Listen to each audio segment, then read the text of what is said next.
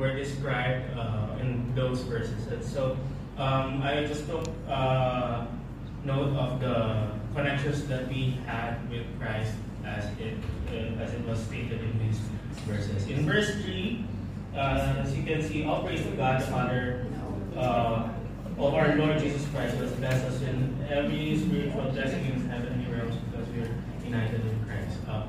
The first one is our Lord. That's one connection. Our Lord, He is our Lord.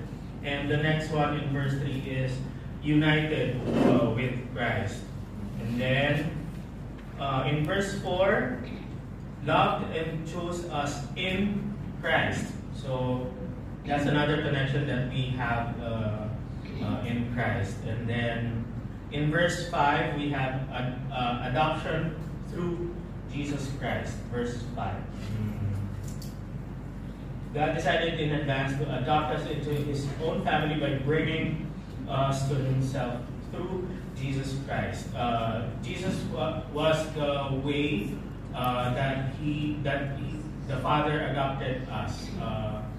There's no other way that we were adopted, not by paper, not by anything else, but by through Jesus Christ. And it was explained further and how we were adopted and how we were purchased.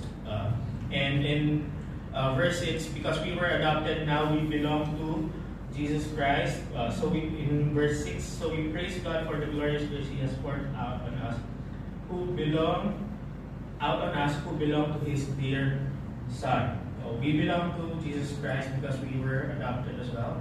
And on verse 7, purchased our freedom by the blood of His Son and forgave our sins. So these are the connections that were described to us.